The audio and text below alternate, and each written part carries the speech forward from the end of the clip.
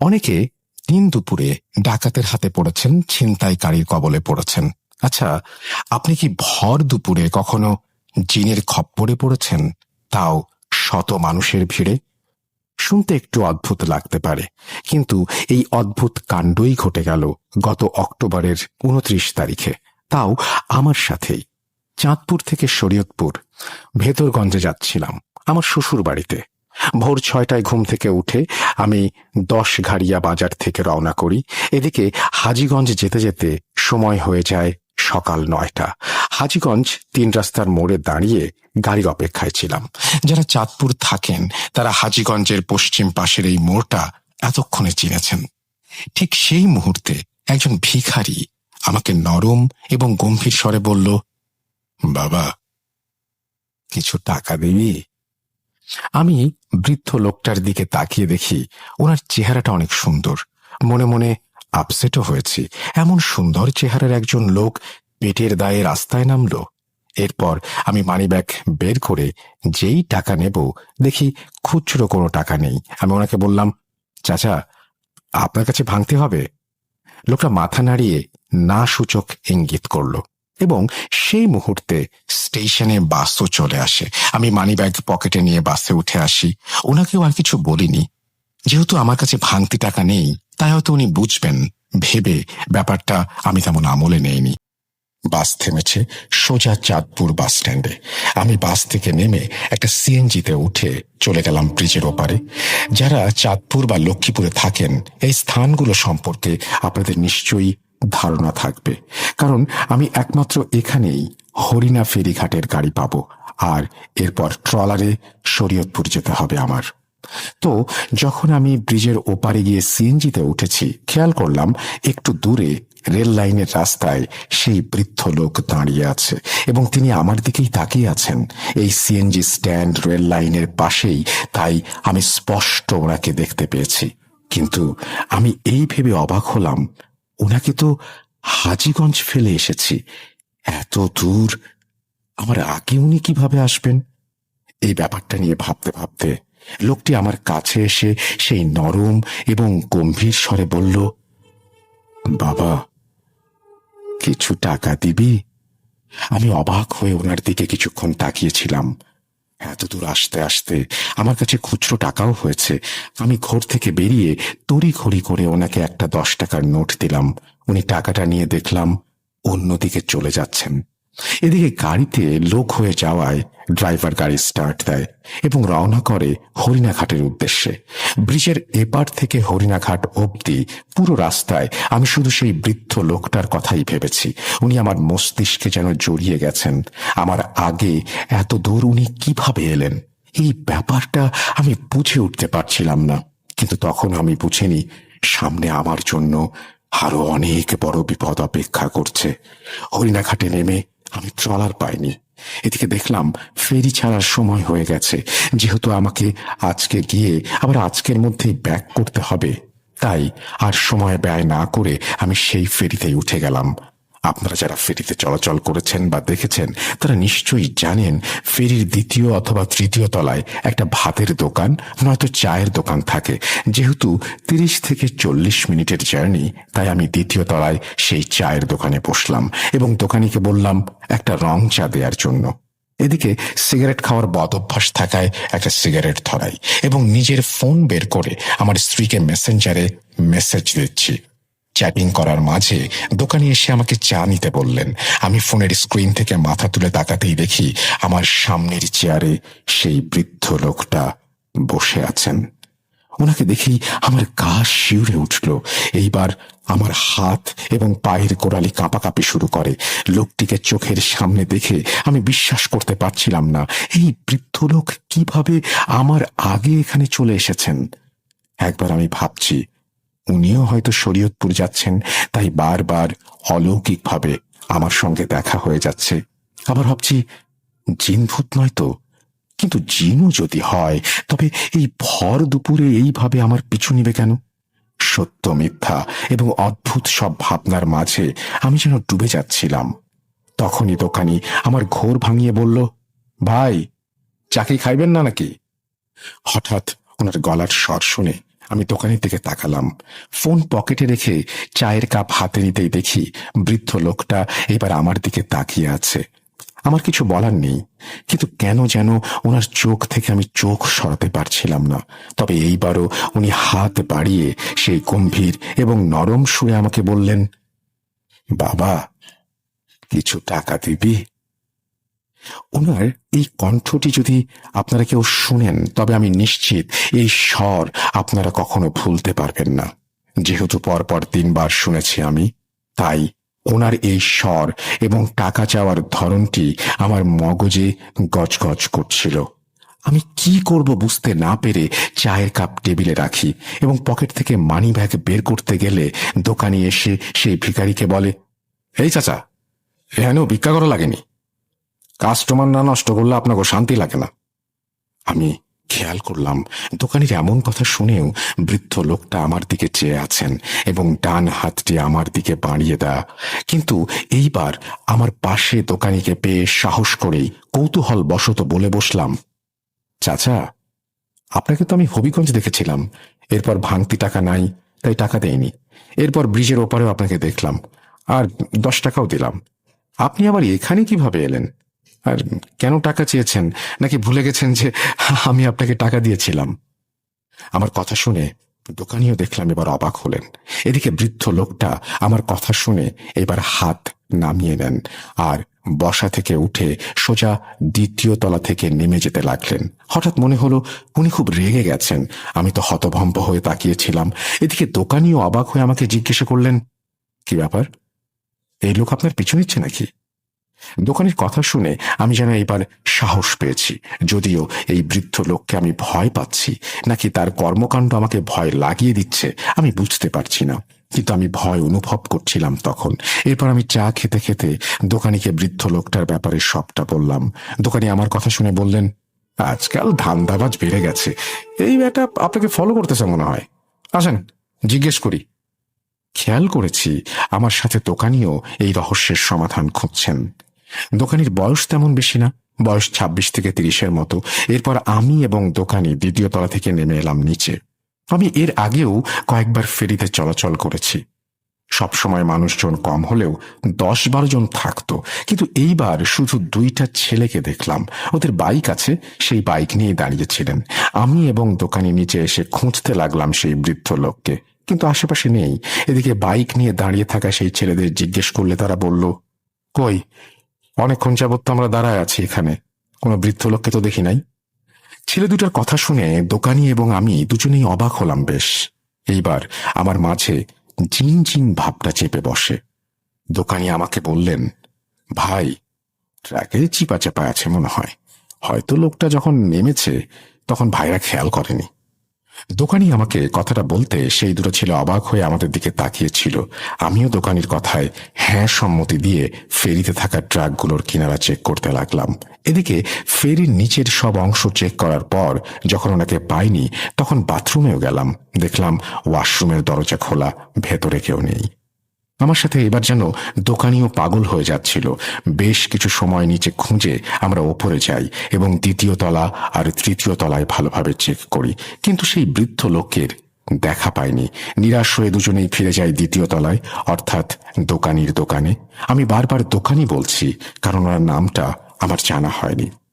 দোকানির চেহারা দেখে আমি স্পষ্ট বুঝতে পারি উনি ভয় পাচ্ছেন, কারণ বৃদ্ধ লোকের সাথে দোকানি খারাপ ব্যবহার করেছিলেন। কিন্তু আমি ভয় পাচ্ছি অন্য বিষয়ে। যদি আমি খারাপ ব্যবহার করিনি, কিন্তু ওই বৃদ্ধ তো আমার পিছুই নিয়েছিল। কেন এসেছিল আর আমাকেই কেন ফলো করলো, এইটা ভেবেই আমি ভয় পাচ্ছিলাম। ঘটনা এখানে শেষ হয়ে গেলে চলতো, কিন্তু ঘটনার শুরু হয়েছে মাত্র। আমার জীবনের কালো অধ্যায় নেমে এসেছিল সেই দিন থেকেই। আমি দোকানিকে বিদায় দিয়ে ফেরি থেকে নেমে যাই। এরপর ফেরি থেকে সোজা চলে যাই ভেদরগঞ্জ। এই অবধি সবটাই অদ্ভুত হলেও ঠিক ছিল, কিন্তু ভেদরগঞ্জ বাজারে নেমে উপজেলা হয়ে যখন আমি এগোচ্ছিলাম, তখন রাস্তার পাশে, অর্থাৎ আমার বাম পাশে, সেই বৃদ্ধ লোকটিকে আমি দেখতে পাই। হাত দুইটা হাঁটুর মাঝে রেখে উনি বসে আছেন। হঠাৎ ওনাকে দেখে আমার বুকের বাম পাশটা কেমন যেন চিনচিন করে উঠল। দিনে দুপুরে এত শত লোকের মাঝেও আমি ভয়ে থরথর করে কাঁপছিলাম। কিন্তু এখন তো আশেপাশে পরিচিত লোকজনও নেই। মনে মনে ভাবছিলাম, দোকানির সাথে থাকলে এখন ওনাকে ধরতে পারতাম। এইভাবে আজগুবি কিছু ভাবনার মাঝে বৃদ্ধ লোকটা বসা থেকে উঠে যায় এবং আমাকে এড়িয়ে আমি যেদিক থেকে এসেছিলাম সেদিকে চলে যাচ্ছেন। কিন্তু এইবার অনেকটা পার্থক্য ছিল। গত 3বার ওনাকে খুব কষ্ট করে হাঁটতে দেখেছি। মানে একজন বয়স্ক মানুষ হাঁটুর ব্যথা নিয়ে যেভাবে গুঁজে গুঁজে চলে ওভাবে দেখেছিলাম। এইবার ঠিক উল্টো, একজন যুবক যেভাবে হুট করে বসা থেকে উঠে দাঁড়ায় উনি ঠিক সেইভাবে দাঁড়িয়েছেন, এবং একজন যুবক যেভাবে হেঁটে যাবে তাও অনেক দ্রুত তিনিও ওইভাবে হেঁটে যাচ্ছেন। যাওয়ার সময় ওনার ময়লা মিশ্রিত সেই পাঞ্জাবির একটা আলাদা ঘ্রাণ আমার নাকে এসে লাগে। সেই মুহূর্তটায় আমার কি হয়েছিল আমি বুঝে উঠতে পারছিলাম না। বোকার মতো ওনার দিকে তাকিয়েছিলাম এবং উনি হাঁটতে হাঁটতে কখনো লোকজনের ভেতরে হারিয়ে যান। আমি খেয়াল করতে পারিনি। এই ব্যাপারটা নিয়ে ভাবতে ভাবতে আমি যখন শ্বশুর বাড়ি যাই তখন আমার সম্পূর্ণ ভাবনা জুড়ে এই বৃদ্ধ লোকটা ছিল। বারবার কানে ভেসে এসেছিল সেই শব্দটা, বাবা কিছু টাকা দিবি। কোনোভাবে সেদিন শ্বশুর বাড়িতে যে কাজে গিয়েছিলাম তা শেষ করে আবার বিকেলেই রওনা করেছি আমি, এবং ভেদরগঞ্জ ছেড়ে ফেরিতে উঠতে উঠতে সন্ধ্যা হয়ে গিয়েছিল। আমার স্পষ্ট খেয়াল আছে আমি যখন ফেরিতে উঠেছি তখন 5:55 বা 6টা বাজে। সময় একটু এদিক সেদিক হবে। অন্যদিকে যেহেতু 30-40 মিনিটের জার্নি হবে ফেরিতে, তাই স্বাভাবিকভাবেই ওপাশে নামার পর 6:37 বেজেছিল। আমি হরিণাঘাটে নামতেই আমার সিমে একটা কল আসে। কলটা রিসিভ করতেই আমার ছোট ভাই ভয় এবং কান্না মিশ্রিত স্বরে বলে ওঠে, ভাইয়া তুই গত 4 দিন ফোন অফ করে রেখেছিস কেন? জানিস আমরা কত চিন্তা করেছি, বাসায় আসবি কখন? ছোট ভাইয়ের এমন কথা শুনে আমার মাথায় আকাশ ভেঙে পড়ল। আমি আজ এই সকালে আমার ছোট ভাই রাসেলকে বিদায় দিয়ে এসেছি, আর সে এখন কল করে বলে 4 দিন আমি ফোন অফ করে রেখেছি। চিন্তার মাঝে আরো একটা চিন্তা ঢুকে যায় মাথায়। এবার আমি প্রচুর ভয় পাই। কি যেন মনে করে আমি ফোনের ডেটা চালু করলাম। তৎক্ষণাৎ আমার মেসেঞ্জারে অনেকগুলো মেসেজ আসে। আমার স্ত্রী নিজেই মেসেজ করেছে অনেকগুলো, এবং সেই মেসেজগুলো এমন ছিল আমি নাকি 4 দিন ধরে নিখোঁজ। যার বাসা থেকে আমি এইমাত্র আসলাম এখনো 4 ঘন্টা হয়নি, সে মেসেজ দিচ্ছে আমি 4 দিন নিখোঁজ ছিলাম। সময়টা যেন আমাকে পাগল বানিয়ে দিচ্ছিল। আমি একটু মাথা খাটিয়ে মেসেজের তারিখ চেক করলাম। তখনও আমার মাথা খাটিয়ে কিছু করার মতো অবস্থা ছিল না। তবুও আমি তারিখ চেক করে দেখি আজ দুপুরে আমি আমার স্ত্রীকে যে মেসেজ করেছি তা অক্টোবর 29 তারিখের মেসেজ। এরপর যখন ফোনের শর্ট ক্যালেন্ডারে তাকাই আমি দেখি আজ নভেম্বরের 3 তারিখ। মাথায় আকাশ ভেঙে পড়ার অবস্থা। কিভাবে 4 দিন কেটে গেল তাও 4 ঘন্টার মধ্যেই। একবার ভাবছি আমার ক্যালেন্ডারের সমস্যা, আবার ভাবছি ছোট ভাই কেন কল দিয়ে বলল আমি 4 দিন যাবৎ নিখোঁজ। আমার ভাবনায় আসে সবকিছু আমি স্বপ্নে দেখছি না তো। এত ভাবনার মাঝে ফোন কল আসে আমার। দেখি আমার স্ত্রী কল করেছে। আমি ফোন রিসিভ করতেই ওপাশ থেকে সে প্রচন্ড রাগ, অভিমান এবং মায়া মিশ্রিত কণ্ঠে বলে, শয়তান, স্বার্থপর, গত 4 দিন কোথায় হারিয়ে গিয়েছেন? আমরা পাগলের মতো খুঁজছিলাম আপনাকে। আপনার আব্বু থানায়ও গিয়েছেন। আপনার ফোন অফ ছিল। একটা কল দিয়েও তো বলতে পারতেন কোনো কাজ ছিলেন। এখান থেকে তো ভালোভাবেই বিদায় দিয়েছিলেন। বাড়ি গিয়ে কল দেওয়ার কথা ছিল, অথচ আপনি গত 4 দিন পুরো নিখোঁজ হয়ে আছেন। কোথায় ছিলেন এই 4 দিন আপনি? বউয়ের কথা শুনে যেন আমার পায়ের নিচ থেকে মাটি সরে গেল। ভুলভাল কি আমি শুনছি নাকি ভুলভাল বলছে আমি বুঝে উঠতে পারছি না। কেন এমন ঘোরের মাঝে হারিয়ে যাচ্ছি বারবার? আতঙ্ক এবং হতাশার মাঝে আমি আমার স্ত্রীকে বললাম, কিছু না, আমি তোমাকে সব জানাবো, আগে সব ক্লিয়ার করি। কথাটা বলে আমি ফোন কেটে দিয়েছি। হরিণাঘাট থেকে যখন আমি সিএনজিতে করে ব্রিজের এপারে এলাম, পুরো রাস্তায় শুধু এই ঘটনাগুলো আমার মাথায় ঘুরপাক খাচ্ছিল। কে সেই বৃদ্ধ লোক? হুট করে কেন আমার জীবনে এলেন তিনি? ফেরি থেকে কিভাবে উনি গায়েব হয়ে গেলেন? মাঝ নদীতে যদি এইভাবে যাবেনও, কোথায় হারিয়ে গেলেন? কোথায়? সবচেয়ে বেশি ভয় লেগেছে এই কারণে যে ফেরি পার হতে হতে যেখানে আমার 40 মিনিট লেগেছে সেখানে 4 দিন কিভাবে কেটে গেল। এমন একটা প্রশ্নের সম্মুখীন হয়ে গেলাম আমি, যার উত্তর খোঁজা মুশকিল হয়ে যাচ্ছে। উত্তরই বা খুঁজব কি করে আমি? এই প্রশ্নের কোনো উত্তর মেলে না। সেদিন পুরো রাস্তায় আমি এই ব্যাপারটা নিয়ে ভাবতে ভাবতে অবশেষে বাড়ি এলাম।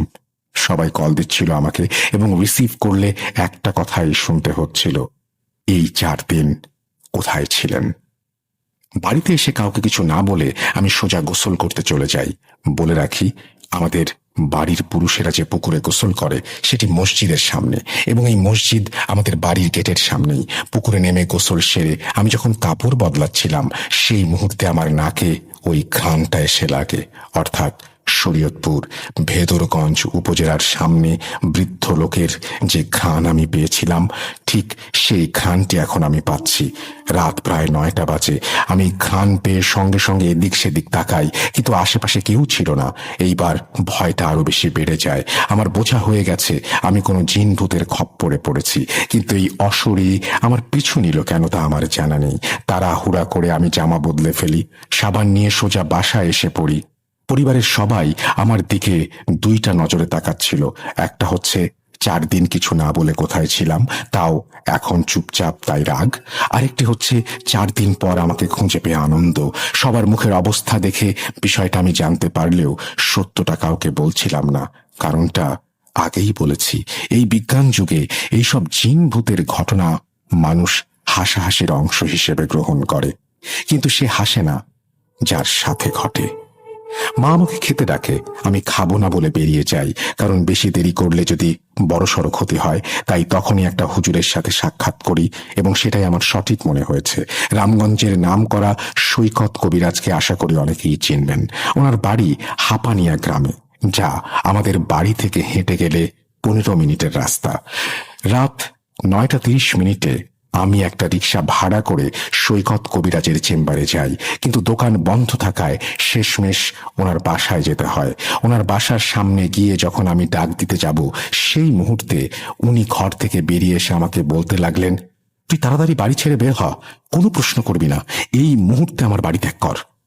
কথাগুলো শুনে আমি নিজেকে আরো অসহায় ভাবতে লাগলাম। ওনার কথায় প্রচুর রাগ আর ভয় ছিল।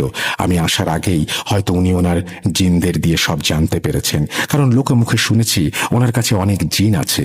কিন্তু আমার মনে হতে লাগলো এই মুহূর্তে আল্লাহ ছাড়া আমার আর কোনো উপায় নেই। কোনো দিকে কোনো উপায় না পেয়ে সেদিন রাতে বাসায় গিয়ে আমি নামাজের বিছানায় পড়ে যাই, কারণ আমি খুব ভয় পাচ্ছিলাম। ভাবতেও পারছি না 40 মিনিটে আমি 4 দিন কিভাবে পার করলাম। শুনতে হয়তো কারো ভয় লাগবে না, কিন্তু যার সাথে ঘটে একমাত্র সেই বোঝে কতটা ভয় লাগে এখানে। আল্লাহর কাছে এই বিপদ থেকে রক্ষা চাই আমি। অনেকক্ষণ কান্নাকাটি করে নিজের রুমে এসে দোয়া কালাম পড়ে শুয়ে যাই। এদিকে আমার স্ত্রী সহ অনেকে কল দিচ্ছে আমাকে, কিন্তু এই ঘোর আর হতাশা যেন আমাকে বাস্তব জগৎ থেকে আলাদা করে নিল। কারো সাথে কথা বলতে ইচ্ছে হচ্ছে না আমার। কেমন একটা হয়ে গেছি আমি। এইসব নিয়ে ভাবতে ভাবতে এর মাঝেই আমি ঘুমিয়ে যাই। এই ঘুমিয়ে যাওয়ার পর থেকে যদি সব মিশে যেত, যদি ঘুম থেকে উঠে বলতে পারতাম, ইস কি বাজে ছিল স্বপ্নটা, আহা কত সুন্দর হতো সবকিছু। কিন্তু এই কালো অধ্যায় আমাকে সেদিন থেকে আরো বেশি জ্বালাতে শুরু করে। ঘুমের মাঝে আমি সেই বৃদ্ধ লোককে বারবার দেখি। বারবার উনি স্বপ্নে এসে আমাকে বলেন, বাবা কিছু টাকা দিবি, দে না অল্প কিছু টাকা। এমন স্বপ্ন দেখি আমি লাফ মেরে উঠি। ওনার চেহারা মাশাআল্লাহ অনেক সুন্দর, কিন্তু এই সুন্দরের মাঝে যে ভয়টা আমি পাচ্ছি তার ব্যাখ্যা আমার কাছে নেই। ওনার সেই কণ্ঠস্বর আমার হৃৎপিণ্ড যেন ছিনিয়ে নেয়। তাও 1 বার না 2 বার না, পুরো একটা রাতে যদি আমি 10 বার ঘুমাই, 10 বার উঠি, তবে সেই বৃদ্ধ 10 বারই আমার স্বপ্নে এসে আমাকে বলে, বাবা কিছু টাকা দিবি। আমি স্বপ্নটা দেখে লাফ মেরে উঠি। এরপর আবার দোয়া পড়ে ঘুমাই। তখন স্বপ্নে এসে বলেন, বাবা কিছু টাকা দিবি। এই যন্ত্রণা আমার ঘুমানো বন্ধ হয়ে গেছে। ঘুমাতে যেতেও আমি ভয় পেতে শুরু করি, কিন্তু ঘুম যদি না হয় তখন সেই অদ্ভুত ঘ্রাণ আমার নাকে এসে গড়গড় করে প্রবেশ করতে থাকে। অর্থাৎ ঘুম গেলেও অশান্তি, না গেলেও অশান্তি। আমি পাগল হয়ে যাচ্ছিলাম। অবশেষে না পেরে আমি আমার ফ্যামিলিকে সবকিছু জানাই।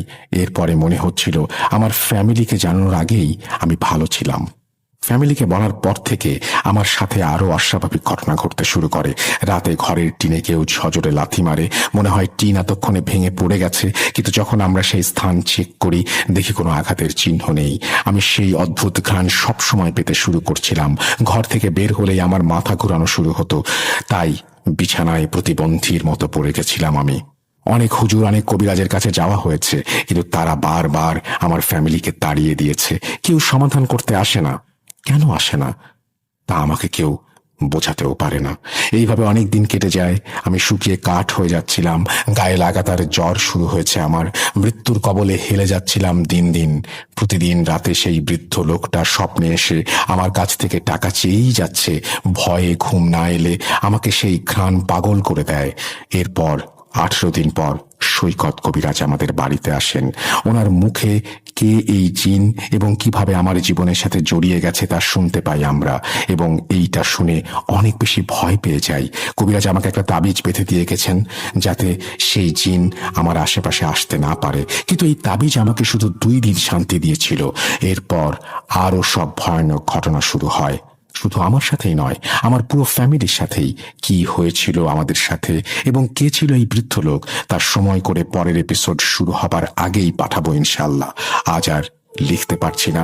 পুরো ঘটনা এক এপিসোডে বলা হলে হয়তো ইমেল পড়ার সময় হবে না। গত 9 তারিখে আমি সুস্থ হয়েছি, অর্থাৎ ডিসেম্বর মাসের 9 তারিখে। জানি না আর কখনো সেই বৃদ্ধ লোক এসে বলবে কিনা, বাবা কিছু টাকা দিবি। জানি না এই সুস্থতা কতদিনের, তবে পরের ঘটনা লেখা অবধি আমি চাইবো আমার ঘটনাটি লিসনারদের পড়ে শোনান। এটি কোনো বানোয়াট গল্প না। লিসনারদের উদ্দেশ্যে সবার মতো আমিও একটা প্রশ্ন ছুঁড়তে চাই। 4 ঘন্টায় কখনো যদি আপনি 4 দিন পার করে দেন, আপনার অনুভূতি কেমন হতে পারে? রাসেল ভাই, যদি ঘটনা সিলেক্টেড হয় অবশ্যই আমাকে জানাবেন, আর যদি কোনো সমস্যা থাকে বা সিলেক্ট না হয় সেটিও আমাকে জানাবেন। ভূত.com দীর্ঘজীবী হোক। রিয়াজ রাজ, রামগঞ্জ, লক্ষ্মীপুর। তারপরে তিনি তার ফোন নাম্বার শেয়ার করেছেন। থ্যাংক ইউ ভেরি মাচ আপনার ঘটনা পাঠানোর জন্য, এবং আপনি এত চমৎকার একটা ঘটনা পাঠিয়েছেন সেজন্য আপনাকে আন্তরিকভাবে ধন্যবাদ জানাচ্ছি। আপনার নেক্সট ঘটনার অপেক্ষায় থাকলাম আমরা। যারা শুনছিলেন তাদেরও নিশ্চয়ই ভালো লেগেছে। আমরা চলে যাব পরবর্তী ঘটনাগুলোতে। আপনারা জানেন যে পরবর্তী ঘটনাগুলো সেই ঘটনাগুলো যেই ঘটনাগুলো আপনারা হয়তো বারবার শুনতে চান, হয়তো আপনারা অনেকেই মিস করেছেন, হয়তো আপনারা অনেকেই পরের ঘটনাগুলো এতবার শুনেছেন যে এখন হয়তো শুনবেন না। তারপরেও ঘটনাগুলো শোনাতে চাচ্ছি যারা মিস করেছেন তাদের জন্য, এবং যারা আবারও শুনতে চান তাদের জন্য। শুনেই দেখুন, ভালো লাগতে পারে। আর যদি শুনতে ইচ্ছে না করে তাহলে একেবারেই সময় নষ্ট করার কোনো প্রয়োজন নেই। চলুন আমরা পরের ঘটনাগুলোতে যাই। আমি আপনাদের কাছ থেকে তার আগে বিদায় নিয়ে নিচ্ছি। ভালো থাকবেন আপনারা সবাই।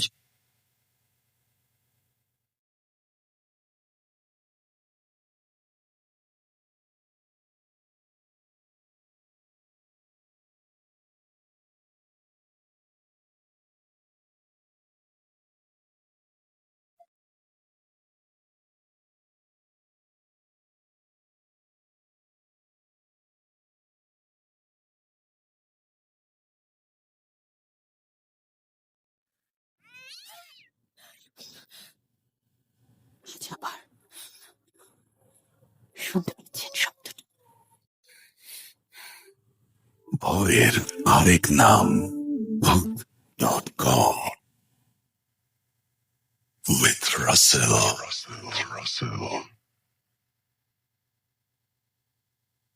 ঈদ মুবারক, ঈদ মুবারক, ঈদ মুবারক। আপনাদের সবাইকে স্বাগত জানাচ্ছি আমাদের ফ্রাইডে স্পেশাল ঈদ স্পেশাল এপিসোডে, এবং আশা করছি আপনারা সবাই ভালো আছেন এবং ভালোর দলে আছেন, এবং ঈদের এই আনন্দ ছড়িয়ে পড়েছে সবার মধ্যে। এবং ঈদের প্রথম দিনের ব্যস্ততা, দ্বিতীয় দিনের ব্যস্ততা, তৃতীয় দিনের ব্যস্ততা, এই সব ব্যস্ততার মাঝেও আপনারা যে ভূত.com এর জন্য আলাদা সময় বের করেছেন সেই জন্য আপনাদেরকে আন্তরিকভাবে ধন্যবাদ জানাই, এবং আশা করছি যে আপনারা এভাবেই আমাদের সঙ্গে থাকবেন এবং আমাদেরকে উৎসাহ দিয়ে যাবেন। এবং আমরা আশা করব যে ঈদের যে আনন্দ, সেই আনন্দ থাকুক আপনার জীবনে প্রতিদিন, এবং আপনজনের সান্নিধ্যে যেভাবে আমরা ঈদ কাটাই, ঈদের পরেও বছরের বাকি সময়গুলো যেন সেরকম আনন্দে কাটে। সবার সাথে এই আনন্দ উৎসব যেন শেষ না হয়। আর আপনারা বিভিন্ন জায়গায় বেড়াতে গিয়েছেন, আলোচনা হচ্ছে, অনেক কিছু হচ্ছে। প্রতিবার ঈদেই বলি যে এই সময় গল্প ঘুরতে ঘুরতে ঘুরতে ঘুরতে কোনো একটা সময় যেন ভয়ের প্রসঙ্গ চলে আসে, এবং ভয়ের প্রসঙ্গ যখন চলে আসবে তখন আপনি জেনেই নিতে পারবেন যে হয়তো বুঝেও ফেলবেন যে আপনার আশেপাশে এরকম মানুষ রয়েছেন যার জীবনে চমৎকার কোনো ভয়ের ঘটনা হয়তো আছে। সেই ঘটনাগুলো তুলে নিয়ে আসাই আমাদের কাজ, সেই ঘটনাগুলো মানুষের কাছে পৌঁছে দেয়াই আমাদের দায়িত্ব। আমরা বলবো যে আপনারা ঘটনা পাঠান russell.bhoot.com@gmail.com এই অ্যাড্রেসে, এবং আমরা প্রতিটা স্পেশাল এপিসোড, আমরা প্রতিদিনই আসলে স্পেশাল এপিসোড করতে চাই। ঈদ বা হ্যালোইন বা বিশেষ কোনো দিন, ভূত.com এর জন্মদিন, এই সমস্ত আলাদা কোনো দিন উপলক্ষ ভেবে না। আমরা চাই প্রত্যেকটা দিনই আপনি আসুন এবং ঘটনা শেয়ার করুন আমাদের সাথে, এবং প্রত্যেকটি ঘটনা হোক স্পেশাল। স্বাধীন মিউজিক অ্যাপের পক্ষ থেকে আপনাদের সবাইকে জানাচ্ছি ধন্যবাদ আমাদের সঙ্গে থাকার জন্য। ভূত.com এর পক্ষ থেকে আপনাদের জন্য প্রাণ ভরা ভালোবাসা। আমরা চলে যাব আমাদের প্রথম ঘটনায়, এবং প্রথম ঘটনাটি একটি ইমেল, যেভাবে লেখা আছে আমি সেভাবেই শুরু করছি। আসসালামু আলাইকুম ভাই, আমি তাহমিন চৌধুরী সিলেট থেকে লিখছি। আজ আমি প্রথম ঘটনা লিখছি ভূত.com এ। আমার পক্ষে স্টুডিওতে এসে ঘটনা বলা সম্ভব নয়, কারণ আমি ক্লাস 10-এ পড়ি। ঘটনাটি হচ্ছে 2013 সালের আমার ছোট বোনের সাথে ঘটে যাওয়া একটি ঘটনা। আমার পরিবার অনেক বড়, প্রতিদিন সন্ধ্যায় গল্পগুজব করা ছিল আমাদের দৈনন্দিন অভ্যাস। আমাদের পরিবারে দাদি, মা, বাবা ও চাচারা মিলে মোট 11 জন বসবাস করি। আমার মোট 5 জন চাচা। আমাদের কাপড়ের ব্যবসা আছে। আমাদের গ্রামের অনেক বয়স্ক লোকদের কাছে শোনা যায় আমাদের বাড়িতে অনেক পুরনো মাজার রয়েছে। তাছাড়া অনেক বয়স্ক লোকেরা বলতো সেখানে নাকি ব্রিটিশ আমলে অনেক মানুষকে বিভিন্ন ধরনের অত্যাচার করে হত্যা করা হতো। ছোটবেলা থেকেই গল্পগুলো শুনলে অনেক ভয় করত, এখনো মাঝে মধ্যে ভয় কাজ করে। তো প্রতিদিনের মতো সন্ধ্যায় আমরা সবাই গল্প করছিলাম। সেই সময় আমার মেজো চাচা দোকান থেকে বাড়ি ফেরেন। আমরা সবাই লক্ষ্য করলাম যে ওনার কান থেকে টপ টপ করে রক্ত পড়ছে। ওনাকে সবাই জিজ্ঞাসা করলো, উনি কোনো উত্তর দিলেন না, হাসতে লাগলেন। আমরা সবাই মনে করলাম হয়তোবা সাইকেল চালিয়ে আসার সময় আমাদের বাড়ির রাস্তায় পড়ে গিয়েছিলেন। এখানে আগে বলে রাখা ভালো, আমার বাবা, মেজো চাচা, সেজো চাচা মানসিক ভারসাম্যহীন বা মানসিক রোগী। আমার দাদা মারা যাওয়ার পর থেকে তারা 3 ভাই অর্থাৎ আমার চাচারা ও বাবা মানসিক ভারসাম্য হারিয়ে ফেলেন হঠাৎ করে। তো আমার মেজো চাচা আমার ছোট বোনকে খুব আদর করতেন। সেদিন দোকান থেকে এসে তার কানের রক্ত পরিষ্কার করে গোসলে যাওয়ার জন্য তৈরি হচ্ছিলেন। সে সময় তিনি আমার বোনকে ডাক দিয়ে বললেন, আম্মু, আমার লুঙ্গি দিয়ে যা আমার রুমে। আমার বোন ছিল খুবই চঞ্চল। সে দৌড়ে এসে লুঙ্গি নিয়ে যায় তার রুমে দেবার জন্য। আমাদের পুরনো জমিদার বাড়ি হওয়ায় বেশ বড় ছিল। সে লুঙ্গি নিয়ে চাচার রুমে আসে, কিন্তু চাচাকে তার রুমে এসে খুঁজে পায় না। রুমের লাইট অফ থাকায় বেশ অন্ধকার ছিল। শুধুমাত্র পাশের রুমের আলোয় চাচার রুমের সবকিছু দেখা গেল। সে চাচাকে তার রুমে না পেয়ে বেশ ভয় পেল। সে রুম থেকে চলে যাবে, এই সময় হঠাৎ তার মনে হলো কেউ যেন তাকে শিলা বলে ডাকছে। সে মা বলে চিৎকার দেবে, ঠিক এই সময় লম্বা এলোমেলো চুল ও লেজওয়ালা একটা জিনিস তার হাত চেপে ধরল। সে মনে মনে কালেমা পড়া শুরু করলো। ঠিক এই সময় সেই লেজওয়ালা জিনিসটা তার লোমওয়ালা লম্বা হাত দিয়ে আমার বোনকে তার কাঁধে তুলে নিল। ঠিক এই সময় আমার মেজো চাচা গোসল থেকে বের হয়ে গান গেয়ে গেয়ে তার রুমে ঢুকছিলেন। হঠাৎ আমার বোন চাচার গান গাওয়া শুনতে পেয়ে জোরে চিৎকার দেয়। ঠিক তখনই ভয়ঙ্কর ওই জিনিসটা আমার বোনকে নিয়ে রুমের মেইন দরজার ছিটকিনি খুলে ফেলে। আমার বোনের চিৎকার ততক্ষণে সবাই শুনে ফেলে। আমার ছোট চাচা, মেজো চাচা আর আমার মা দৌড়ে আসেন রুমে। আমার বোন সেই বয়সেও ভীষণ চালাক ছিল। কালেমা পড়ার সাথে সাথে ওই অবয়বটা চলে যায় রুম থেকে দরজা খুলে। যাওয়ার সময় আমার বোনকে বিছানায় জোর করে ধাক্কা মেরে বসিয়ে যায়। আমার বোন আল্লাহর নাম নিয়ে পশ্চিম দিকে সিজদা দিয়ে অন্ধকার রুমে বসে থাকে, জোরে কান্না করতে থাকে। আর মা ও চাচারা রুমে এসে লাইট জ্বালিয়ে দেখে আমার বোন সিজদারত অবস্থায় কান্না করছে। চাচাদের দেখে আমার বোন কান্না থামায় এবং কিছুটা শান্ত হয়। আমার চাচার রুমের মেইন দরজা খোলা পাওয়া যায়। এই দরজা আমার 3 বছরের বোনের জন্য খোলা অসম্ভব। তো আমার দাদি এই কথাগুলো শুনে আমার বোনকে জমজমের পানি খাওয়ান।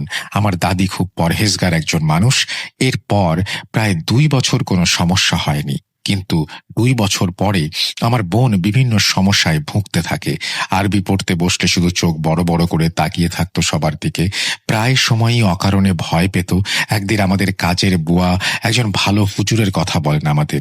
আমরাও দেরি না করে হুজুরের কাছে যাই এই বিপদ থেকে মুক্তি পাওয়ার জন্য। ওনার কাছে যাওয়ার পরে তিনি আমার বোনকে 2টি তাবিজ এবং কয়েকটি আয়াতের কথা বলেন এবং বলেন এই আয়াতগুলো পড়ে আমার বোনের শরীরে সবসময় ফু দিয়ে দিতে। আস্তে আস্তে সবকিছু স্বাভাবিক হতে লাগলো। একদিন রাতে আমি ঘুমানোর সময় বিছানায় বসে বই পড়ছিলাম। ঠিক সেই সময় দেখি আমার বোন হিংস্রভাবে আমার দিকে তাকিয়ে আছে। আমি ভাবলাম হয়তো এমনিতেই মজা করে তাকে একটি ঝাড়ি মারলাম, সেও চলে গেল। আমিও দেরি না করে ঘুমিয়ে পড়লাম।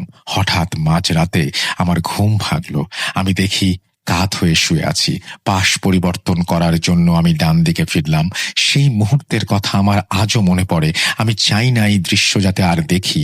দেখলাম আমার পাশে 100-রও ওপরের বেশি বয়স হবে এমন একজন বৃদ্ধা শুয়ে আছে। সেই ভয়ঙ্কর চেহারাটা দেখে আমি আর নিজেকে ধরে রাখতে পারলাম না। শরীরের যত শক্তি আছে সব শক্তি দিয়ে চিৎকার দিলাম। তারপরে আর কিছু মনে নেই। সকালে নিজেকে সেই হুজুরের বাড়িতে আবিষ্কার করলাম। হুজুর বললেন, আর কোনো ভয় নেই বাবু, আজকে রাত তোমাদের বাড়িটা বন্ধ করে দেব, যাতে করে কোনো ধরনের সমস্যা তোমাদের না হয়। উনি আমাকে বললেন, রাত্রে যাকে আমি বিছানায় দেখেছি এটি একটি খারাপ জিন। আমার বোনের কোনো ক্ষতি করতে পারেনি, তাই আমার ক্ষতি করতে চেয়েছিল।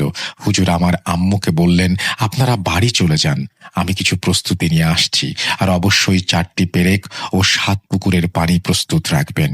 এশার নামাজ পড়ে তিনি আমাদের বাড়িতে আসেন আরো 3 জন হুজুরকে নিয়ে। হুজুর কিছু সূরা পড়লেন ও 4টি পেরেক বাড়ির 4 কোণে মারলেন, আর বাকি 3 জন হুজুর আজান দিলেন। সেই সময় মনে হচ্ছিল যে আমাদের বাড়ির ওপর দিয়ে কাল বৈশাখী বয়ে যাচ্ছে। হুজুর বললেন আমাদের বাড়িতে নাকি বহু পুরাতন মাজার আছে, কিন্তু তা কোনোদিন চিহ্নিত করা যাবে না। আলহামদুলিল্লাহ, এরপর থেকে আমাদের আর কোনো সমস্যা হয়নি। কিন্তু আমার বাবা ও 2 জন চাচা আজও মানসিক ভারসাম্যহীন। আমার কাছে আমার বাড়ির এরকম আরো অনেক ভয়াবহ গল্প আছে, ইনশাল্লাহ লিখে পাঠাবো। ঘটনাটি ভালো লাগলে ভূত.com এ শেয়ার করবেন। শেয়ার করে ফেললাম। Thank you very much for your story, এবং আশা করছি আপনাদেরও এই ঘটনাটি ভালো লেগেছে। যদি ভালো লাগে অবশ্যই আমাদেরকে জানাবেন। আসলে সব ঘটনা আমাদের কাছে অন্যরকম লাগে এই কারণে, একই ধরনের ভয় হলেও এক একজন সেই ভয়টা উপলব্ধি করে, বুঝতে পারে বা এক্সপেরিয়েন্স করে এক একভাবে। এটাই সবচাইতে বড় মজা। সেই ভয়ের মুহূর্তটা আসার পরে কে কিভাবে সেটাকে দেখে, কে কিভাবে সেটাকে সামাল দেয় এবং তারপরে কি ঘটে, এই জিনিসগুলো কিন্তু ম্যাক্সিমাম সময় আলাদা থাকে।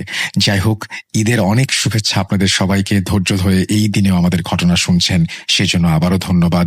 আমরা চলে যাব আমাদের পরের ঘটনায়, কারণ এর পরে রয়েছেন আফনান ভাই, এবং আফনান ভাইয়ের ঘটনায় যাওয়ার আগে আমি বলবো আপনারা ইমেল পাঠান আমাদেরকে, ঘটনা পাঠান আমাদেরকে, এবং আমাদেরকে ঘটনা পাঠাতে হলে আমাদের ইমেল অ্যাড্রেসটা মনে রাখুন, russell.booth.com@gmail.com।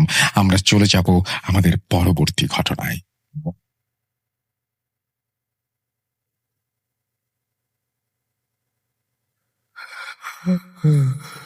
কেন কেন তুমি আসো? আমি শুধু তোমার সাথেই থাকতে চাই। কিভাবে সম্ভব? মৃতদের এই পৃথিবীতে থাকতে নেই। তুমি তুমি চলে যাও, চলে যাও, প্লিজ চলে যাও। সবটাই কি ইলিউশন, নাকি অন্য জগতের কেউ কখনো হাজির হয়ে যায় চোখের পলকে? Booth.com with Russell.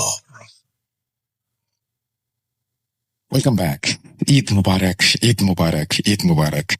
আর ভূত.com মানে আপনারা সবাই জানেন যে একদম ভয়ের রাজ্যে হারিয়ে যাওয়া, এবং ঈদ স্পেশাল যখন, তখন সেই ভয়ের মাত্রা বেড়ে যায় আরো অনেক বেশি। আসেন কিছু স্পেশাল মানুষ ভূত.com এর তাদের ঘটনা নিয়ে। এই মুহূর্তে আমাদের সঙ্গে উপস্থিত হয়েছেন আফনান ভাই, এবং আফনান ভাই তার একটা ঘটনা শোনাবেন। ঈদ উপলক্ষে তার পাঠানো ঘটনাটিতে আমরা এখন চলে যাব। আশা করছি এই ঘটনাটি আপনাদের অনেক ভালো লাগবে। চলুন দেরি না করে আফনান ভাইয়ের ঘটনায় যাওয়া যাক।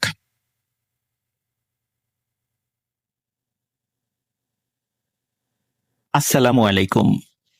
ভূত.com-এর সকল লিসেনারকে জানাচ্ছি পবিত্র ঈদ উল আজহার শুভেচ্ছা। ঈদ মোবারক। আশা করি সবাই ভালো আছেন, সুস্থ আছেন। প্রিয় লিসেনার্স, ঈদ স্পেশাল এপিসোডের এবারের আয়োজনে আমি নিয়ে এসেছি আপনাদের সামনে গ্রাম কেন্দ্রিক একটি ঘটনা। আপনারা অনেকেই গ্রাম কেন্দ্রিক ঘটনা পছন্দ করেন, আর আমারও পছন্দের জায়গাটা এটা। গ্রামের ঘটনাগুলো আমার সংগ্রহ করতেও ভালো লাগে, বলতেও ভালো লাগে। আর গ্রামের ঘটনাগুলো সংগ্রহ করা, বলা, এই কাজগুলো করার সময় আমার নিজের মধ্যে এক ধরনের অন্যরকম অনুভূতি কাজ করে, ভালো লাগার অনুভূতি। এবং আমি নিজেও যখন ঘটনা শুনি, বিশেষ করে গ্রামের ঘটনা, তখন আমার চোখের সামনে সেগুলো আমি ভিজুয়ালাইজ করতে পারি। এই কারণে করতে পারি, গ্রামের অনেক বিষয় আমরা সচরাচর দেখে থাকি, যার কারণে সেই জিনিসগুলো আমাদের চোখের সামনে অনেকটা জীবন্ত হয়ে ওঠে। আর এবারের ঈদ স্পেশাল এপিসোডের এই ঘটনাটি গ্রামকেন্দ্রিক একটি ঘটনা। তবে ঘটনা শুরু করার আগে একটি মেসেজ আমি আপনাদেরকে দিতে চাই, প্রিয় লিসেনার্স। সেটি হচ্ছে যে আমি কিন্তু ভূত এফএম এর মাধ্যমে আপনাদের সামনে পরিচিত হয়েছিলাম। রাসেল ভাই বিভিন্ন সময় আমাকে বিভিন্ন ধরনের ঘটনার বিষয় আমাকে যখন বলতেন যে ভাই আপনি এটা এইভাবে বললে ভালো হবে, বা এইটা একটু খেয়াল রাখবেন, তখন এইভাবে আস্তে আস্তে বলতে বলতে কিন্তু আপনাদের কাছে আমার একটা গ্রহণযোগ্যতার সৃষ্টি হয়েছে। এজন্য সর্বপ্রথম মহান আল্লাহ সুবহানাহু ওয়া তাআলার দরবারে শুকরিয়া আদায় করি, আলহামদুলিল্লাহ।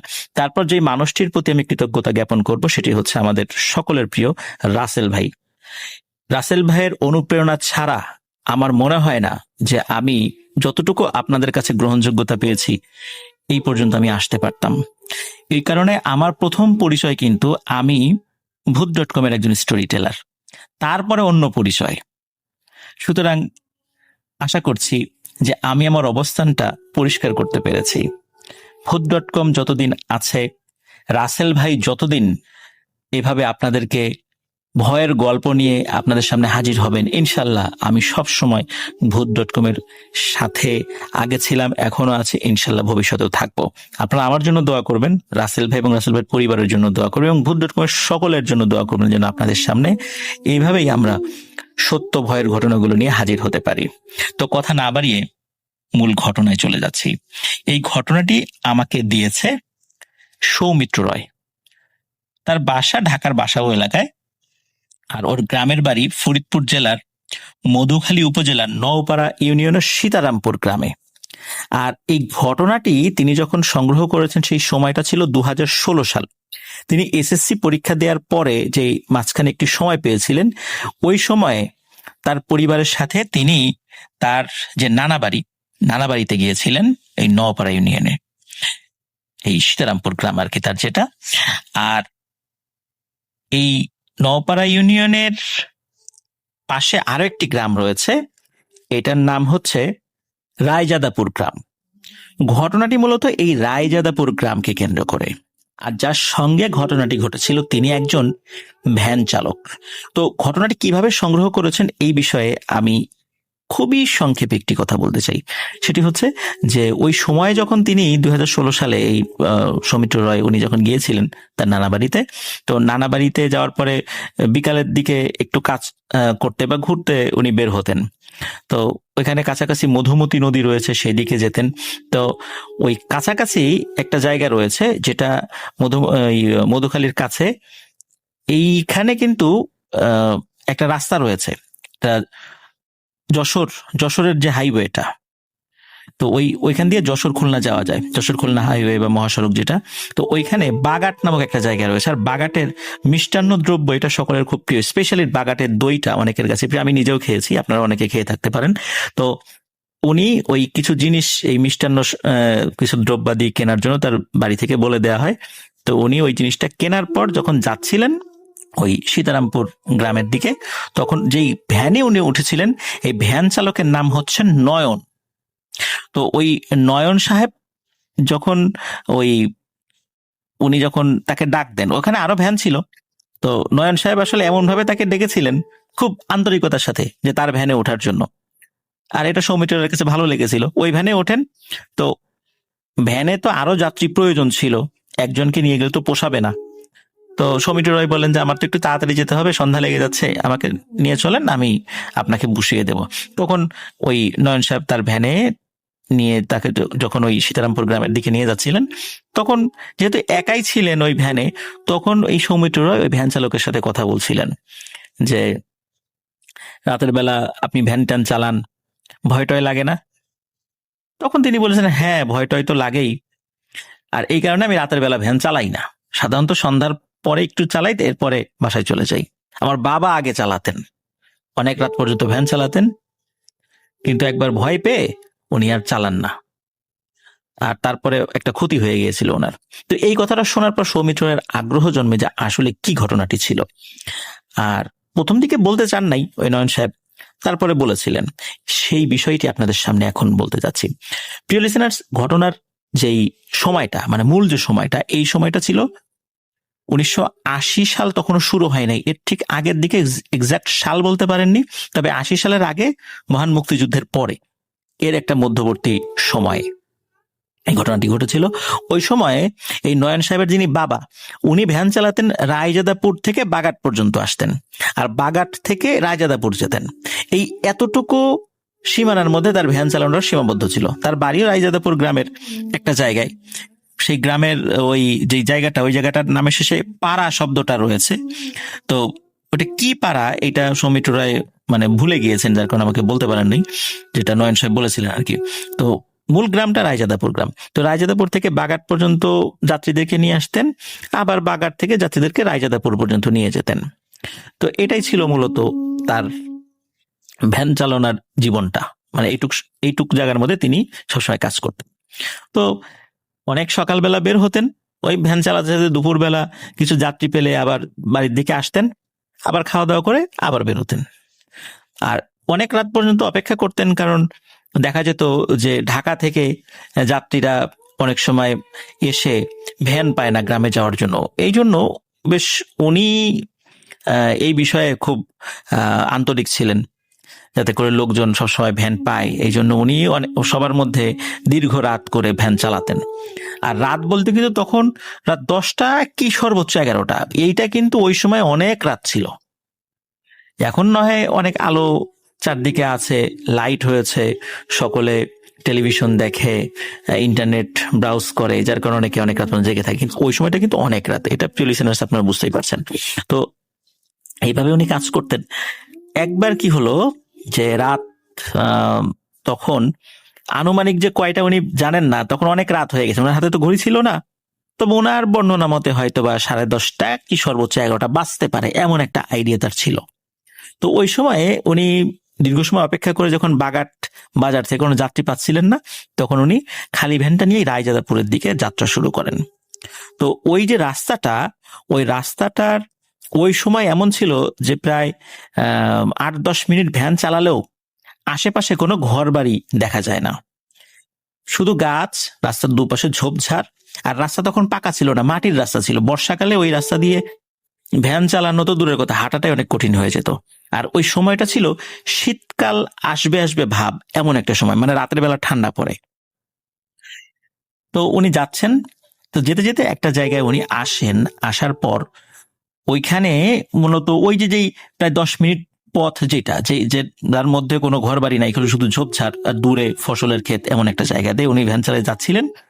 তো একটা জায়গায় যখন উনি আসেন চালাতে চালাতে, তখন উনি দেখতে পান রাতের বেলায়, আর সামান্য আলো ছিল, কারণ হচ্ছে ওনার ভ্যানের নিচ দিকে যে লোহার একটা দণ্ড ছিল, ওইখানে একটা হারিকেন বাঁধা থাকতো। ওই হারিকেনের আলো চারদিকে ছড়িয়ে পড়তো, মানে মৃদু আলো, সামনে অল্প একটু দেখা যায় এরকম আর কি। তো ওই সময় আকাশে চাঁদের আলোটা অত ছিল না, তারার আলো যতটুকু থাকে, এমনি অন্ধকারে স্বাভাবিক যে আলো, ওই আলো এবং তার হারিকেন আলোতে মোটামুটি উনি দেখতে পান যে চাদর পরিহিত একটা মানুষ, লুঙ্গি পরা, চাদর দিয়ে মুখ ঢাকা, হেঁটে যাচ্ছে। তো উনি চিন্তা করেন যে লোকটার বাড়ি হয়তো বা কাছাকাছি হবে, আর ভ্যানে সে হয়তো বা উঠবে কি উঠবে না উনি নিশ্চিত না। তারপর উনি বেল বাজান, মানে ওনার ভ্যানে যে বেলটা ছিল ওই বেলটা বাজান, যাতে করে উনি টের পায় যে একটা ভ্যান আছে, আর তার যদি ভ্যানে ওঠার প্রয়োজনীয়তা দেখা দেয় তো তাকে ডাকবেন। তো উনি বেল বাজান, দেখলো যে ওই লোকটার কোনো ভ্রুক্ষেপ নেই। তো তখন এই নয়ন সাহেবের বাবা উনি চিন্তা করলেন যে সে মনে হয় ভ্যানে উঠবে না, উনি পাশ দিয়ে চলে যাচ্ছেন। কিছুটা পথ যাওয়ার ওর পেছন থেকে হঠাৎ করে এমন একটা কণ্ঠে বলে ওঠে যে এই দাঁড়া। শুধু এতটুকু বলেছে। এই কণ্ঠটা শুনে উনি চমকে ওঠেন। কারণ হচ্ছে মানুষের গলার স্বর ভেঙে গেলে বা ঠান্ডা লেগে গলার অবস্থা খারাপ হয়ে গেলে যেরকম শব্দ হয়, ঠিক এমন একটা ভয়েসে তাকে পেছন থেকে এভাবে ডেকে ওঠে যে এই দাঁড়া। দাঁড়ানোর মানে কথা বলতেই নয়ন সাহেবের আব্বা উনি দাঁড়িয়ে যান। উনি তো চাচ্ছিলেন যে কোনো মানুষ উঠুক, তো উনি দাঁড়িয়ে যান। দাঁড়ানোর পরে পেছন দিকে তাকান। পেছন দিকে তাকানোর পরে দেখে যে ওই লোকটা মাথার উপরে চাদর দেয়া, মুখ ঢাকা, সে ভ্যানের সামনের দিকে না বসে ভ্যানের পেছন দিকে বসে। সাধারণত ভ্যান খালি থাকলে আমরা কি করি, ভ্যানের সামনের যে অংশ, ভ্যান যিনি চালায় তার হাতের ডান পাশে এবং বাম পাশে একটা জায়গা থেকে ওখানে দুজন মানুষ বসা যায়। আমরা স্বাভাবিকভাবে সেই জায়গাগুলো ফিল আপ করার পর পেছন দিকে মানুষ বসে, তাই না? আমরা তো এইভাবেই বসে থাকি আর কি।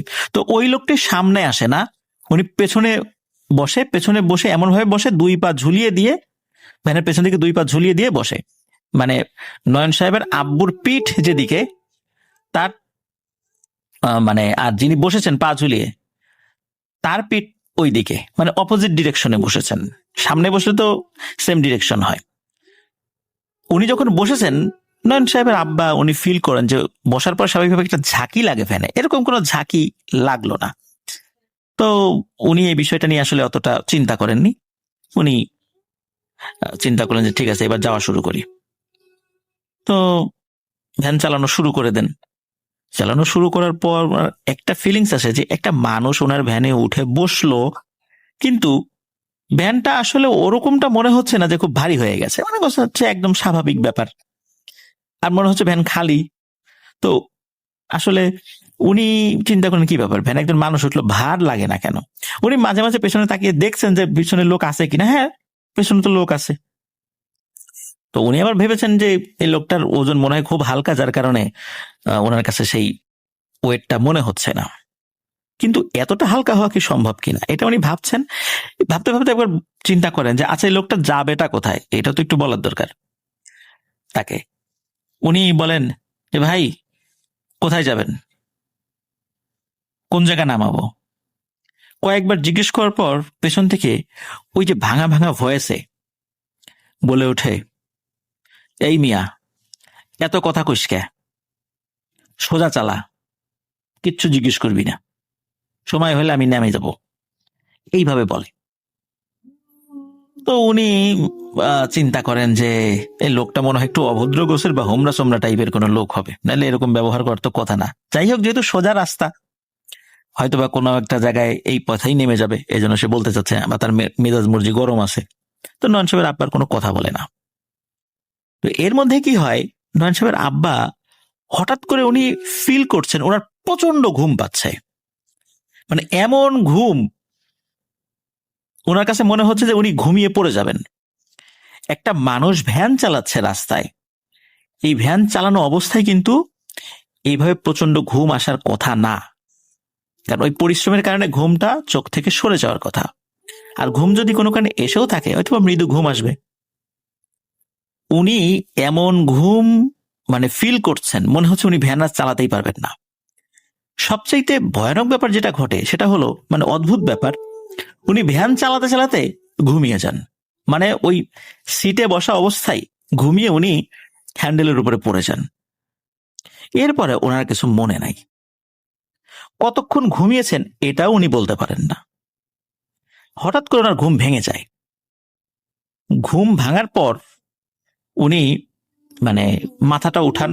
উনি ফিল করেন যে হ্যাঁ, আমি এই আমার যে হ্যান্ডেল ছিল ভ্যানের, এই হ্যান্ডেলের উপরই মাথা রেখে ঘুমিয়েছি। কিন্তু কতক্ষণ ঘুমিয়েছেন এটা বলতে পারেন না। ঘুম থেকে ওঠার পর ওনার চোখ, মানে আমরা ঘুম থেকে ওঠার পর চোখ খুলতেও তো একটু সময় লাগে, ওনার ওরকম মনে হচ্ছে উনি দীর্ঘ সময় ঘুমিয়েছেন। মানে ঘুম থেকে ওঠার পর উনি দেখেন যে উনি ঠিক ভ্যানের উপরই বসে আছেন। ঘুমিয়ে তো ভ্যান থেকে পড়ে যাওয়ার কথা, তাই না? নাহলে তো এই সিটের উপর একটা সরু জায়গায় এভাবে বসে থাকার কথা না। কিন্তু উনি দেখেন উনি ভ্যানের উপরেই আছেন, ওই সিটের উপরই আছেন, এবং ওনার দুই হাত ওই হ্যান্ডেলের উপরই আছে। উনি চিন্তা করেন যে আচ্ছা ভ্যানের উপরেই আসি, ঘুমিয়ে পড়ে গেলাম না, মনে হয় অল্প কয়েক সেকেন্ডের জন্য ঘুমিয়েছি। উনি এইটা মনে করেন, উনি ভ্যান মানে চালাবেন, হঠাৎ করে উনি ফিল করেন ভ্যান তো চলছে, কিন্তু উনি কিন্তু প্যাডেল মারছেন না, পা ওনার প্যাডেলের উপরে আছে কিন্তু উনি প্যাডেল মারছে না, কিন্তু ভ্যান চলছে এবং ভ্যান অনেক দ্রুত গতিতে চলছে। উনি চিন্তা করেন যে এই এবড়ো থেবড়ো মেঠো পথ, এই পথে ভ্যান এত দ্রুত তো চলে না, আর খুব স্মুথলি চলছে, মনে হচ্ছে উড়ে উড়ে যাচ্ছে। এবং সত্যি উনি তাকিয়ে দেখেন যে ওনার ভ্যান মাটি থেকে 3-4 ফুট উঁচুতে, আর ওনার হারিকেনের আলোটা নিভে গেছে। যতটুকু আলো ছিল আকাশে, ওই আকাশের তারার আলো বা হালকা চাঁদের আলোতে উনি যতটুকু দেখেন, আকাশে কিছুটা মেঘ ছিল। তো উনি এই দৃশ্য দেখেন, এই দৃশ্যটা দেখে প্রচন্ড ভয় পান। তখন উনি কি মনে করে পেছন দিকে তাকিয়েছেন, আমার তো একজন যাত্রী ছিল, সেই যাত্রীটা কই। পেছন দিকে তাকিয়ে দেখেন ওই যে লোকটি পা ঝুলিয়ে বসেছিল, পিঠ মানে মাথা উল্টো দিকে দিয়ে, পিঠ তার পিঠের দিকে দিয়ে, এই লোকটি এখন ভ্যানের ঠিক মাঝখানে বসে আছে, তার দিকে মুখ করে, মানে উনি যেই দিকে ভ্যান চালাচ্ছেন ওই দিকে মুখ করে। স্বাভাবিকভাবে আমরা দেখি যে ভ্যানে যদি 5 জন লোক হয় বা 5 জনের অতিরিক্ত লোক হয়, আমরা কি করি, সামনে 2 জন পেছনে 2 জন বসার পরে 5ম ব্যক্তি ভ্যানের ঠিক মিডিলে বসেন। ঠিক ওইভাবে ওই লোকটি বসে আছে। উনি কিন্তু শুরুর দিকে তার চেহারার দিকে খেয়ালই করেননি, এবার পেছন দিকে তাকিয়ে তার চেহারার দিকে উনি দৃষ্টি দেন। ভালো করে বুঝতে পারেন না, তবে এতটুকু বুঝতে পারেন তার চোখ দুটি লাল টকটকে জ্বলজ্বল করছে, আর তার নাকটা হালকা দেখা যাচ্ছে স্বাভাবিক মানুষের নাকের মতোই। তো উনি পেছন দিকে তাকিয়েছেন, তাকানোর পর ওই জলজলে চোখ দেখে বেশ ভয় পেয়েছেন। আর যখনই ওই অবয়বটা দেখেছে যে এই নয়ন সাহেবের আব্বা পেছন দিকে তাকিয়েছে, ওই অবয়বটি লাফ দিয়ে উঠে দাঁড়ায়, 1 লাফে উঠে দাঁড়ায়, মানে বসা থেকে 1 লাফে উঠে দাঁড়ানো। মানুষ যেভাবে ওঠে ঠিক সেভাবে না, মনে হচ্ছে লোকটা মানে শূন্যে উঠে দাঁড়ালো এরকমটা। তার পাটা ভ্যানের সাথেই লাগানো, সে উঠে দাঁড়ানোর সময় হালকা একটু ঝাঁকি অনুভূত হয় ওই ভ্যানে, এবং তখন ওই চাদরটি সে 2 হাতে খুলে ফেলে। চাদরটি খুলে ফেলার পর নয়ন সাহেবের আব্বা দেখে তার আকার আকৃতি সর্বোচ্চ 5 ফুট 6 কি 7 ইঞ্চি, মানে একটা স্বাভাবিক মানুষের উচ্চতা যেমন হয় ঠিক তেমন। তার শরীরটা স্বাভাবিক মানুষের মতোই, কিন্তু অন্ধকারে মনে হচ্ছে একদম কুচকুচে কালো। শরীর যে লোমশ বিষয়টা এরকম নয়, মানে স্বাভাবিক মানুষ কালো হলে যেরকমটা হয়। কিন্তু ভয়ানক যে ব্যাপার সেটা হচ্ছে ওই মানুষটি দাঁড়ানোর সাথে সাথে তার 2 পাশে 2টা পাখা সে মেলে দেয়, ঠিক পাখি যেভাবে 2 পাশে পাখা মেলে সেইভাবে, বিশাল বড় নাকি সেই 2টা ডানা। এবং এই 2টা ডানা মিলে সে ওই ভ্যান থেকে একটা উড়াল দিয়ে ভ্যানের উপর দিয়ে সোজা সামনে চলে যায়, সামনে গিয়ে অদৃশ্য হয়ে যায়।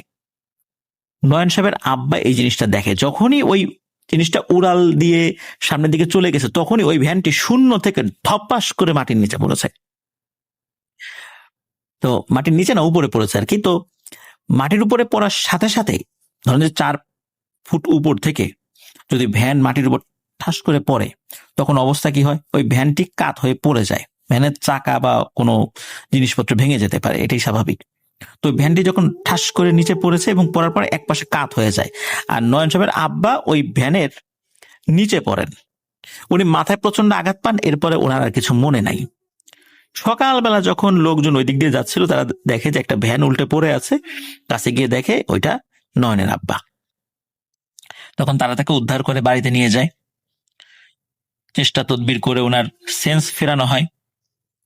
তারপরে যেটা দেখা যায়, উনি মাথা নাড়াতে পারছিলেন না, কারণ প্রচন্ড ব্যথা লেগেছে। ওই ঠাস করে মাটিতে পড়ে কোনো একটা শক্ত ইটের ঢেলা বা কোনো কিছুর সাথে তার আঘাত লাগে, যার কারণে মাথায় প্রচন্ড ব্যথা পেয়েছিলেন আর কি। তো উনি কথা বলার সময় স্বাভাবিক হতে প্রায় 1 দিন সময় নেন, মানে উনি স্বাভাবিকভাবে যে কথা বলবেন এরকম একটা একদিন সময় নেন। একদিন সময় নেওয়ার পর ওনাকে যখন জিজ্ঞেস করা হয় কি হয়েছে, তখন উনি এই পুরো বিষয়টি সকলকে খুলে বলেন যে এই এই জিনিস দেখেছেন। তো উনি ওই যে আঘাত পেয়ে পড়ে গিয়েছিলেন, পড়ে যাওয়ার পর উনি তো অসুস্থ হয়েছেন, তারপর ভয় পেয়েছেন, তো বাসায় উনি ছিলেন। আর উনি বাসায় থাকার কারণে বাড়ির অন্য সদস্যরা তাকে সেবা শুশ্রূষা করতে পারছিলেন। উনি আস্তে আস্তে স্বাভাবিক হতে থাকেন, কিন্তু কয়েকদিন পর একটা সমস্যা দেখা দেয়। সেটা হলো যে উনি প্রায়শই রাতের বেলা চিৎকার করে উঠতেন, এই আইসে রে, আইসে আইসে। তখন বাড়ির লোকরা বলতো কি আইসে? তখন বলতো ওই যে জিনিসটা ডানাওয়ালা, যে ভয়ানক জিনিসটা, ওটা বাইরে আইসে। তখন পরিবারের লোকরা বাইরে যেত, দেখে না কিছুই নাই। রাতের বেলা ওনার যখন ওয়াশরুমে যাওয়ার দরকার হতো, ওনাকে, উনি তো তখনও ওই যে আঘাত পেয়ে খুব অবস্থা খারাপ ছিল, ধরে ধরে ওয়াশরুমে নিয়ে যেতে হতো। তো রাতের বেলা বাইরে বের হলেই উনি বলতো ওই ওই দেখ, ওই দেখ, ওই দেখ, আকাশ দিয়ে উড়ে যাচ্ছে, ওই দেখ কত বড় ডানা, কি দেখতে, কি ভয়ঙ্কর, ওই যে উড়ে যাচ্ছে, আমারে নিয়ে যাবে, আমারে ডাকে। না না, আমি ওয়াশরুমে যাবো না, আমাকে ঘরে নিয়ে চল। তখন আবার ওনাকে ঘরে নিয়ে যেত। তো এইভাবে রাতের বেলা উনি চিৎকার চেঁচামেচি করে উঠতেন। মাঝে এমন একটি ব্যাপার ঘটেছিল যে রাতের বেলা টিনের চালে মনে হতো ধপ করে কিছু একটা বসলো, অনেক বড় বাজ পাখি টাইপের কিছু একটা যদি চালের উপর বসে, বা কবুতর বসে, কবুতর বসলে কবুতর যখন নড়াচড়া করে তার নখের আঁচড় কিন্তু টিনের চালে অনুভূত হয়। আমরা অনেক সময় এই শব্দগুলোর সাথে পরিচিত, আমি নিজেও এই শব্দগুলো শুনেছি। বা বড় আকার পাখি বসলে কিন্তু টের পাওয়া যায়, তার নখের আঁচড় টিনের চালে লাগে। ওই শব্দটা ঘরের ভিতরে থাকা ব্যক্তিরা টের পায়। তো লোকজন বুঝতো যে রাত্রেবেলা ধপাস করে একটা শব্দ হলো চালের উপরে, মানে খুব যে ভয়ানক শব্দ বিষয়টা এরকম না, মানে ভারী কিছু, মানে অনেক বড় কোনো পাখি এসে বসে, এরকমটা মনে হতো। আর তখন এই নয়ন সাহেবের আব্বা বলতো আসছে, ও আসছে, আমারে নিতে আসছে। তখন ওই নয়ন বা তারপরে তার মা, ঘরের অন্য সদস্যরা ঘর থেকে বের হয়ে কাউকে দেখতেন না, মানে ওনারা কোনো কিছুই দেখতেন না।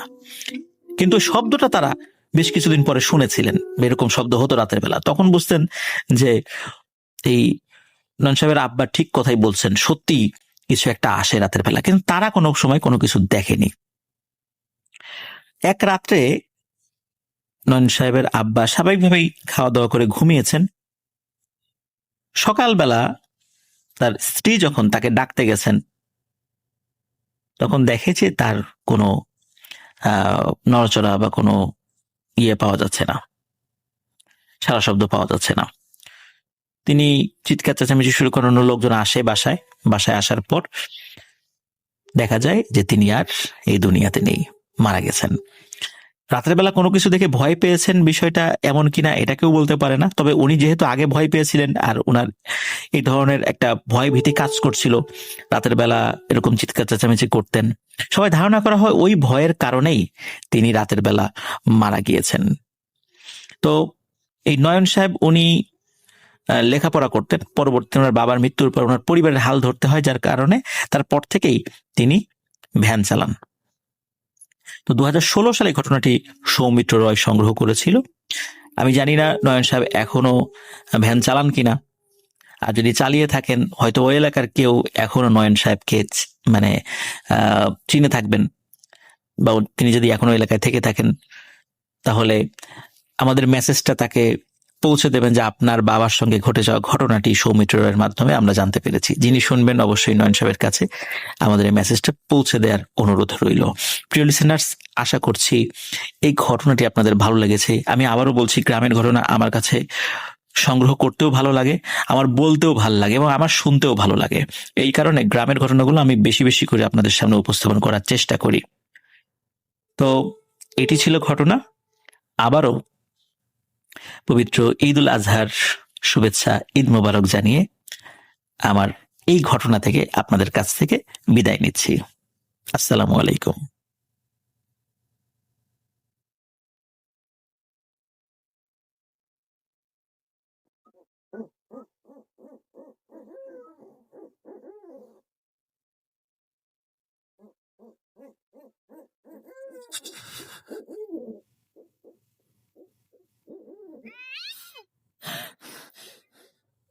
আজ আবার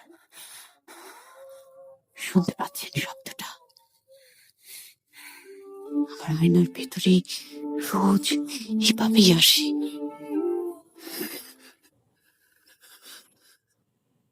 Book.com with Russell. Eid Mubarak, Eid Mubarak, Eid মুবারক। আমার কাছে খুব পছন্দের একজন স্টোরি টেলার হচ্ছে রাকিব, এবং রাকিবের ঘটনা আমার কাছে খুবই ভালো লাগে, যথেষ্ট পরিমাণের ভালো লাগে।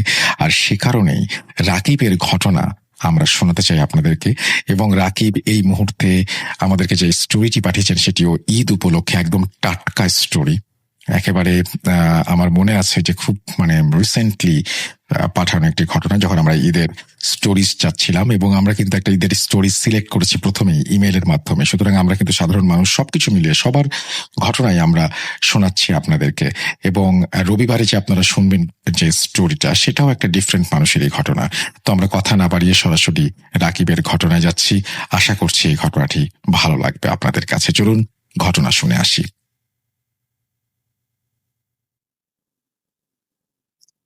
হ্যালো লিসেনার, আমার নাম রাকিবুল হাসান রাকিব। ভূত.com এ আপনাদের সবাইকে স্বাগতম। আজকে আমি আপনাদের সাথে যে গল্পটি শেয়ার করব, এটি মূলত হচ্ছে রংপুর বিভাগের চিনিবন্দর এলাকার একটি ঘটনা। চিনিবন্দরটা মূলত দিনাজপুরের দিকে পড়েছে। তো ঘটনাটি আমি হচ্ছে আমার একটা বন্ধুর কাছ থেকে সংগ্রহ করেছি।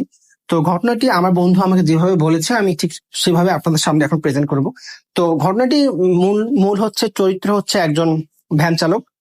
উনি হচ্ছে বেসিক্যালি সবসময় রাত্রিবেলায় ভ্যান চালায়, কারণ ওই ট্রেন স্টেশন থেকে দেখা যাচ্ছে যে অনেক রাতে অনেক প্যাসেঞ্জার আসে।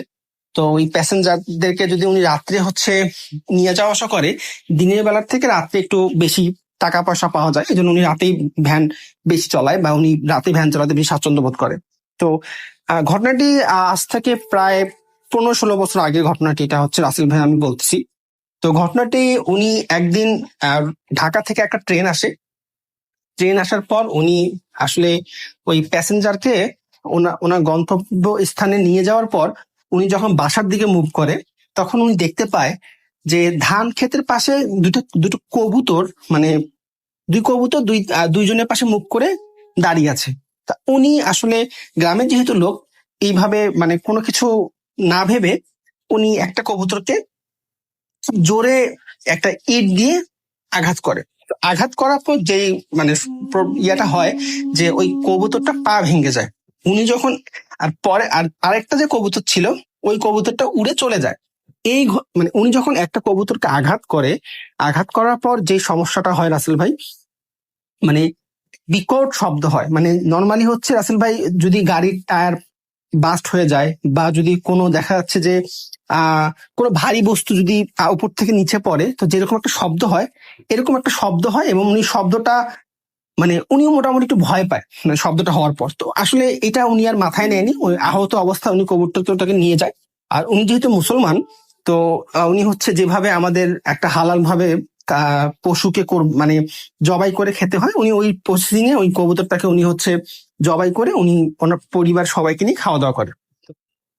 ওই দিন রাতে আর রাসেল ভাই কোনো ঘটনা ঘটেনি। তার পরের দিনে একটা ঘটনা ঘটে। সেটা হচ্ছে উনি এই সেম রাত্রেবেলা ভ্যান নিয়ে হচ্ছে বাড়ির দিকে যাচ্ছে। তো যে জায়গাটা থেকে উনি কবুতরটা হচ্ছে সংগ্রহ করেছিল, বা উনি হচ্ছে কবুতরটাকে দেখেছিল, ওই জায়গায় আসার পর উনি দেখে যে ওই কবুতর, ওই সেম জায়গায় একটা কবুতর হচ্ছে বসে আছে। তো উনি আবার, যেহেতু গতকালকে উনি একটা অলরেডি কবুতরকে উনি আঘাত করেছিল, তো উনি সেম এই কবুতরটাকে উনি নেওয়ার জন্য ভ্যান থেকে নামে। তো নামার সাথে সাথে উনি দেখে যে আসলে কবুতরটা ভ্যানিশ হয়ে যায়। তো উনি ভাবে যে হয়তো বা উড়ে গেছে বা কোনো কিছু একটা হয়েছে।